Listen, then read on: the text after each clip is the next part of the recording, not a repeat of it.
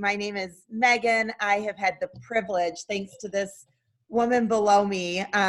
Miss Kelly was the one who started our connection together. I had some past connections to 176, but parents, I am so thankful that you're here. I've had the gift of working with your teachers this spring and have been able to support them and work alongside of them in literacy practices. And so we set aside time today where we thought we could spend some time to think about how you can bring literacy home. I'm going to share a lot of ideas today in the best way possible. I'm going to try to make it manageable.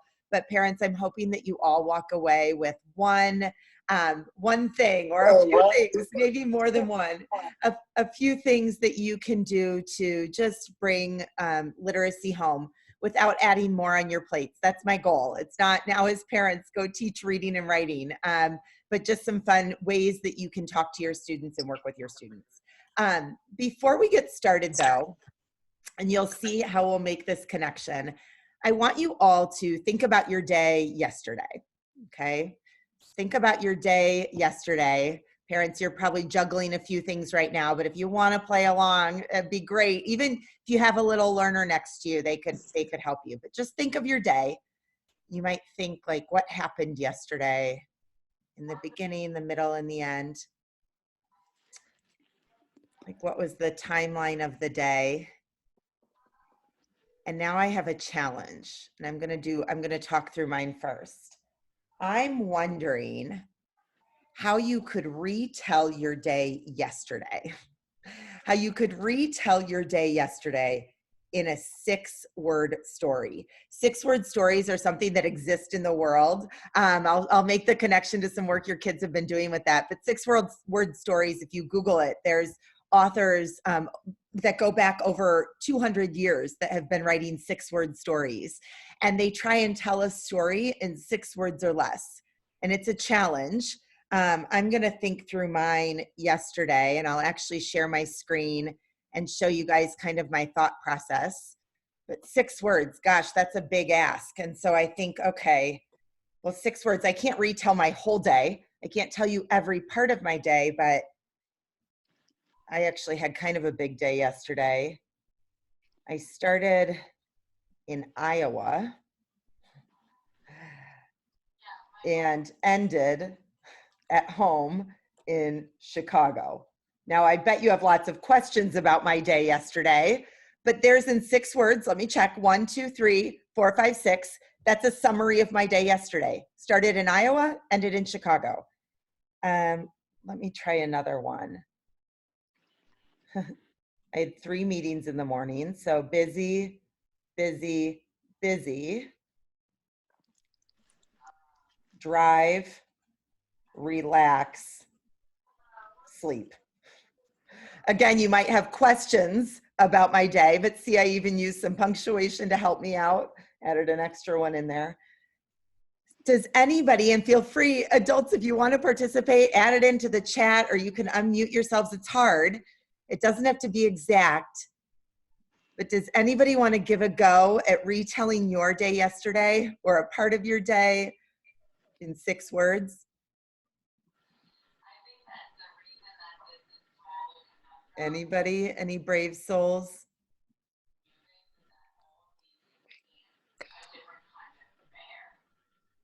It's okay if not. It's hard, isn't it? It's tricky. Miss Kelly has it. I'll share mine. Let me make sure it's the 6 words. 1, 2, 3, 4, 5, 6. Okay, so I put woke up, fed cats, school parade. Perfect. Love it. I know what your day was like. Any others before we move on? I don't want to not give you the chance to share. You could type it in the chat box, or anybody want to share?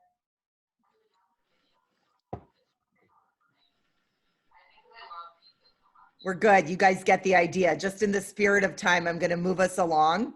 It's hard. I'm making you think, right? You're having to like think and process. Parents, I start with that because I think one of the most common questions parents ask children is, how was your day?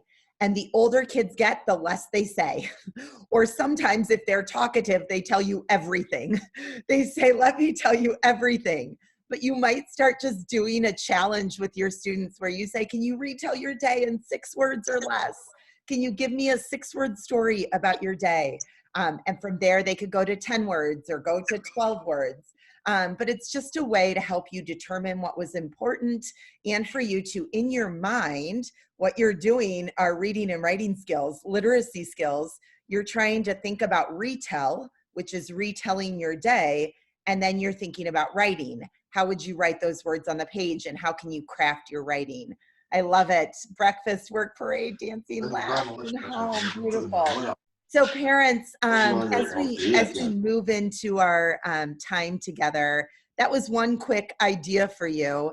But I'm going to take that to literacy. And there's going to be 2 big categories over the next 20 minutes that we're going to talk about. We're going to talk about the category of just overall students' reading lives is what we talk about at school. But this is just the books they read. This is trying to help your kids at home be readers, or to talk books with them as best they can, even if they're not readers. Even if you're like, I've got a student who's not a reader, what are some things we can do at home or with our children to help build their overall joy of reading, love of reading, and honestly, stamina of reading, because we know that research will tell us the more they read, the stronger they will become in their literacy skills across the board. So that's one big category. And then the second big category, we're going to move to the actual books. So now you've got the books that you're reading, and now I'm going to say, okay, well, if Suzanne is reading this book, how can I talk about that book with her? So we'll start with reading life and we'll move into this. So what I just asked you to do is called a 6-word story. That was your first idea, and you can do that with your students. But one big thing, I'm going to make the connection.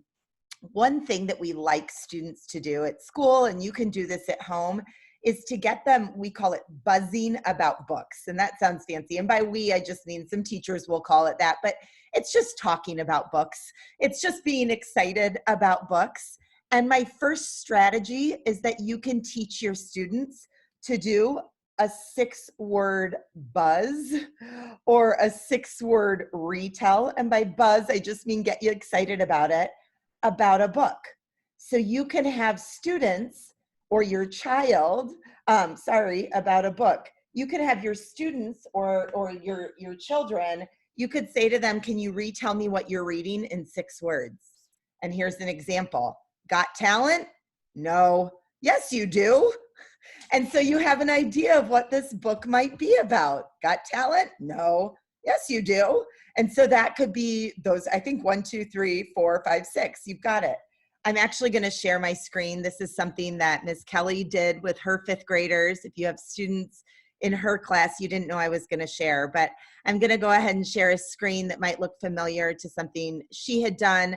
I don't know if it's the exact one or it's similar, but this is where students, this was kids, were retelling their books in 6 words or less. So just a nice example of things that they can do in order to retell their books. Okay. So parents, that's one thought for a book buzz. Another thought for a book buzz. I'm gonna stop share really quick. Another thought for a book buzz, or ways that you can get kids talking about their books, is to think about, instead of having them retell the whole book, to have them retell the big parts of the book. So like in 3 parts or less, tell me the big parts of the book. So you might have them retell, not everything, but tell me the big parts. Another way that you can have them buzz books is, I'm going to give 2 more quick suggestions. Just ask them, if you were to write the back of the book, what would it say? What would the back of the book say if you could write it in your own words? And then last but not least, adults, and I know I'm probably oversharing ideas, but at the end of the day, it's just getting them talking about books.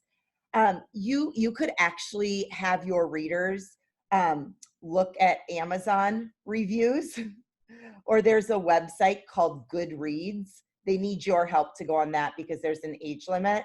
but Goodreads is a site where people review books, even the books that your students might be reading. So you could even have them think about if you were to write an Amazon review, or go online with them and let them submit an Amazon review for the book they read. How exciting would that be to say this summer, let's see together if we can write 3 Amazon reviews. That would be a really fun thing to do with your readers. On the website that I shared, and I'll share it again at the end for those of you coming in, I have a little chart with a lot of different ideas for book buzzes that I use with teachers. It might be too much for you as a parent. You've got a lot on your plates, but if it's helpful, I want you to know that it's there. But the first thing we can be doing is just getting kids excited to tell us about their books. And I hope that you see, parents, that none of these are just retell your whole book. And I think sometimes when we ask children to do that, they tell us every single word of what's happening. But trying to do some of these little games is actually a way to get them thinking more about the books. The second thing I wanted to suggest, parents, is I'm going to ask you first. I'm going to ask anybody if you have a list anywhere in your life of some ideas of things that you want to look at, or shows you want to watch, or books you want to read. Maybe even just stores you want to go to, like a wish list. Projects you want to do at home. Activities you want your kids to be a part of. Meetings you want to attend. We probably all in our lives have some sort of wish list, even your grocery store list. Like, here are the things I need. Like, this is what I'm going to get. So one thing you could think about is think about those lists that you might have in your life, and how can you help your children build those lists for the books they want to read. I think this is especially important during the summer as you work together with your readers, to think about maybe having them build, and teachers, I can even suggest this to teachers that they do this with children before they go into summer. But I think it's really important then as parents, you partner with the teachers and with your child to say, let's print out that list. And when we read a new book on that list, let's check it off. Whether it's let's go to the library with that list in hand, or let's go on Epic, which is a website they use to read, but have them look on Epic or look on some of the different sites to see if they can find a book on their to be read list. I think this could be a really, really helpful way, simple way that you as a family can kind of build your literacy at home. And parents, if you have a range of children in terms of ages, this could be a family list. This could be an individual list. This could be a list together with just 2 of your children. So you could partner 2 of your children together, but making that list of books that they want to be read is going to be really important. I put on the website that I'm going to share again, I put a printout of a document that some people like. If you want something fun or a little activity for your child to do, parents, this could even be a way that you start summer. Some of my former colleagues have this idea of creating a shelfie instead of a selfie, and having your student create a shelfie. These are supposed to be books, and on the side of each book on their shelfie, they write down the list of the books they might want to read, and then as they read it, they shade it in, and you see if you can fill the bookshelf. So that's on the website that I shared, parents, if it would be helpful. I'm going to pause there. I tend to just kind of share out a lot of ideas, but is there anything, parents, whether it comes to buzzing about books or building a list of to be read books, is there anything that we have questions about or ideas that you're getting? 176 friends, if there's anything you want to add on to any of that before we move into our next piece.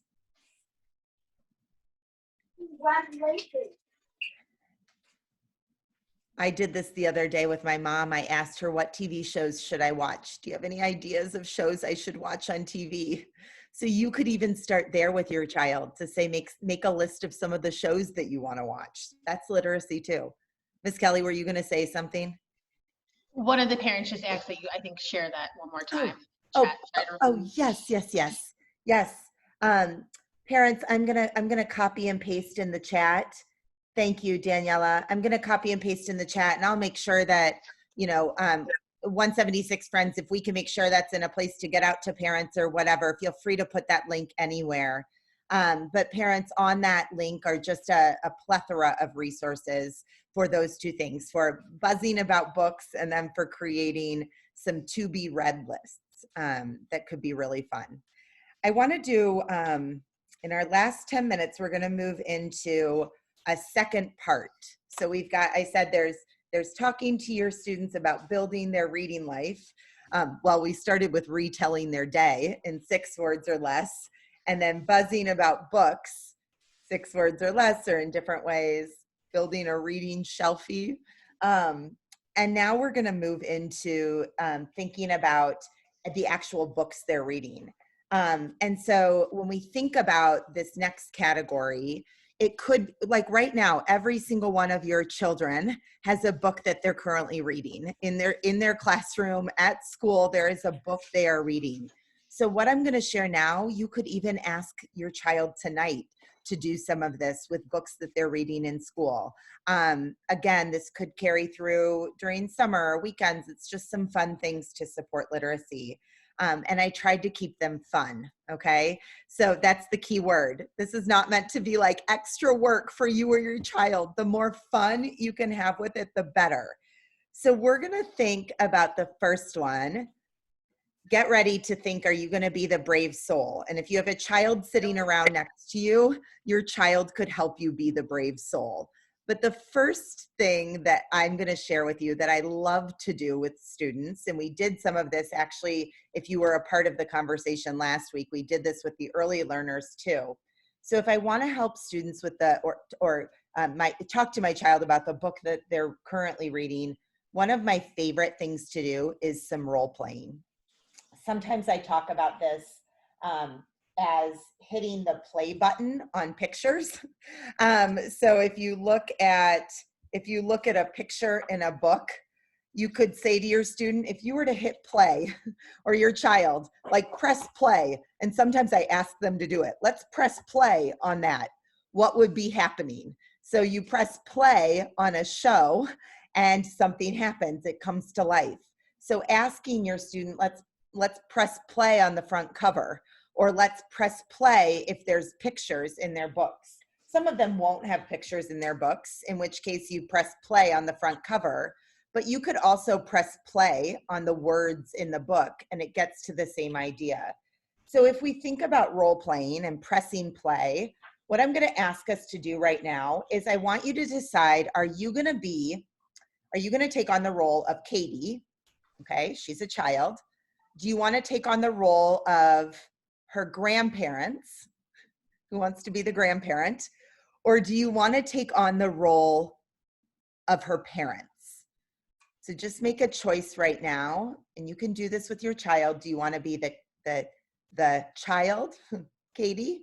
Do you want to be her grandparents, or do you want to be her parents? I'm going to read a little bit, and I want you to think about what you would be doing and saying as your character, okay? So are you the child, the parent, the grandparent? Not all of them are gonna be in what I read. Katie Wu was going to a sleepover at Grandma and Grandpa's house. She packed her suitcase, then she kissed her mom and dad goodbye. Right there, if you were Katie, what would you be doing and saying? Who wants to be Katie? What could you say? Katie Wu was going to a sleepover at Grandma and Grandpa's house. She packed her suitcase, then she kissed her mom and dad goodbye. What would she say if you were Katie? Was anybody Katie?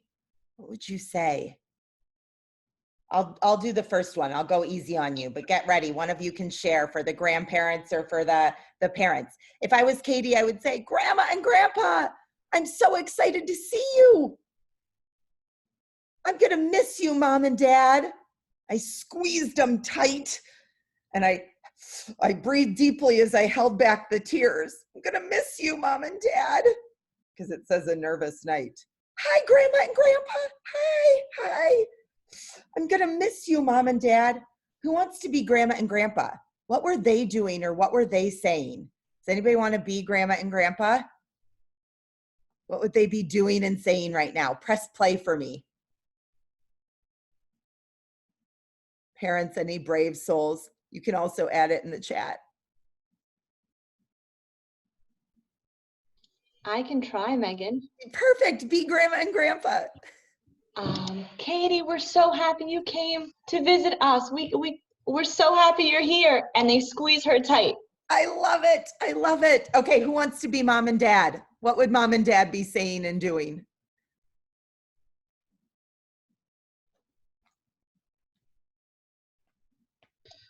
I could go. I would think I would say something along the lines of, make sure you have everything that you have, and don't forget to call us when you wake up in the morning. We love you. I love it. I love it. Thank you for our volunteers.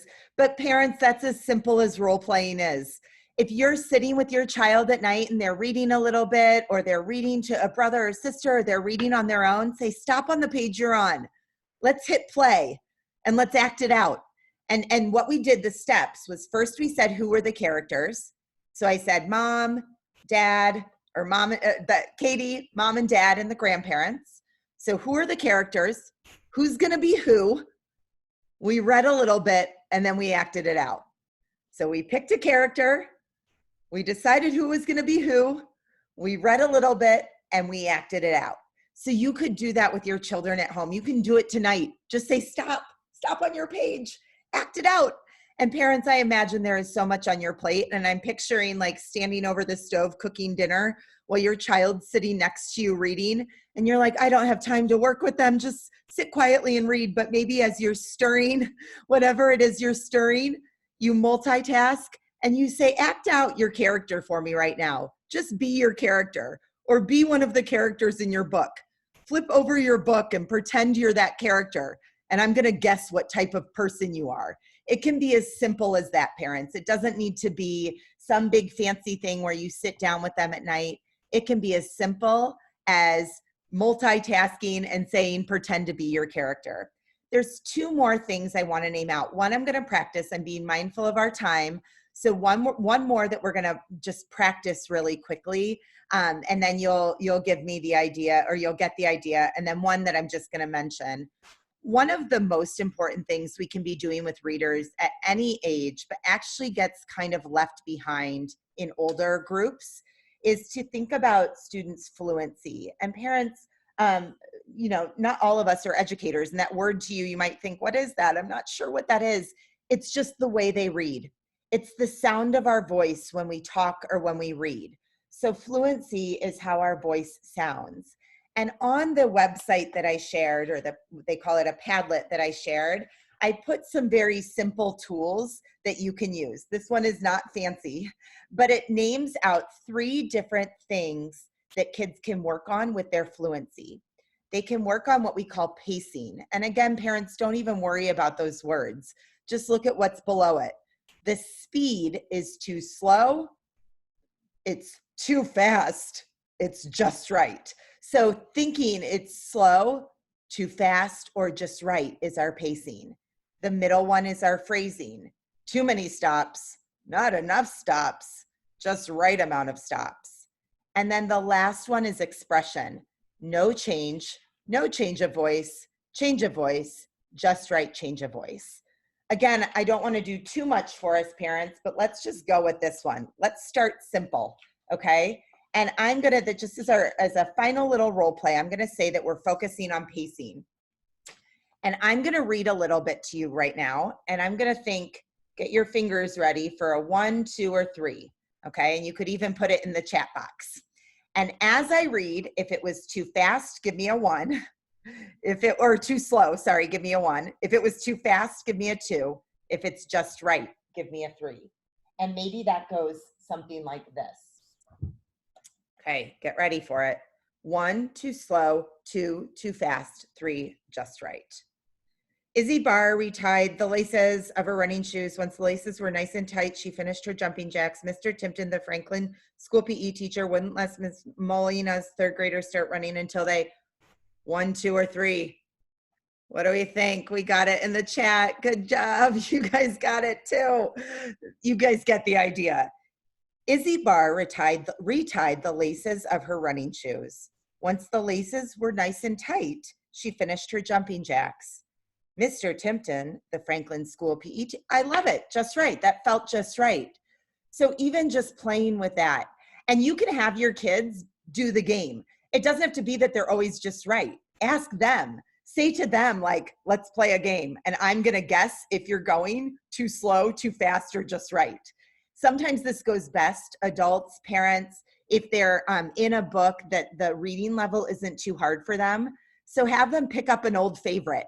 Have them pick up a book that they have at home or one that's easy for them to read and have them play with their pacing. And then of course you could do the same thing with this little chart that I shared, but you could have them do the same thing with their phrasing, thinking about too many stops, not enough stops, just right stops.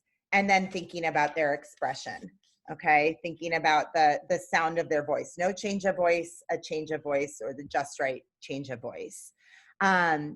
Beautiful. Oh, I love it. Daniela, thank you for sharing that. It is so, I love it. Just to make it fun, you say, but it is so beyond just making it fun, Daniela. It is so important for them. And actually, the more that your readers, we're working with older readers here, the more your readers are reading in their minds and not reading aloud, almost the more important that this becomes. Because in their mind, whatever they're doing starts to become a habit, and we're not always seeing it and hearing it. So periodically, parents doing some of this, playing this game with your readers, or if you have multiple children, let them play with each other. Have them play this with each other, and that's a great thing to do. I'm a minute over, but I'm going to share the third thing, and then I'm going to just wrap us up, just in the spirit of I have to just say it. I'm not going to do anything, and it's an easy one. But parents, the final thing that you can, not the final, there's a lot of things you can do, but one more thing that I would add, and I'll take a picture of what I call my chicken scratch for you, is you can investigate the author. And this is so powerful. This is so powerful. But to say, let's find out more about this person, Claudia Mills. I don't know who she is. Who's your author? Let's Google her. Let's look at other books that she writes. Sometimes I like to think, what's her identity? Like, who is this person? What do we know about her? And you can do a lot of really fun things to get to know these authors. And the reason being, number one, it's going to help them read. But I also think that, thank you, Daniela. I also think that when we read about the authors and we get to know authors, what we're essentially doing is we're also helping the students with that to be read list. Because if they start to get to know authors and they start to kind of think, oh gosh, now I know 2 authors that I like and I know their backgrounds, they're going to have more ideas for books that they might want to put on this little shelfie of theirs. Okay, comes full circle. So parents, these were a lot of different ideas. I'll share again for anybody coming in, and actually I can share my screen real quick and just show you what it is. There's a website that I put together that won't go anywhere. There's way too much on here. I know that. There's a lot on here. In fact, there's even a link to the meeting that I did last week with I think I didn't add it yet. Oh no, it's right here. Right here is the parent workshop from last week. I just moved it up, and I'll add the recording of the parent workshop from this week. So you have that, but there's a lot of different other resources on this website that you can use when the time is right. Yes. Oh, perfect. Thank you, Miss Kelly, for saying that. Perfect. And parents, at the end of the day, anything you do to talk books, to get your students processing, even those 6-word stories about their day, is going to help them as readers and help them as writers and help them as thinkers and help them as people. So anything that you do with them is a step in the right direction, but hopefully this gave you a few other things that you might try. Thank you. Thank you for taking time to be with us. I'm going to hang out for a little bit. So if you have questions right now, parents, or specific things that you're wondering about, I know I shared a lot, and sometimes I toe this line of talking too much teacher talk and not talking enough parent talk, so things can get confusing. So if there's anything that you want more ideas around or clarification around, feel free to stay, and I'm happy to chat. And with that, I'm going to stop the recording, and then I'll add the link to this session later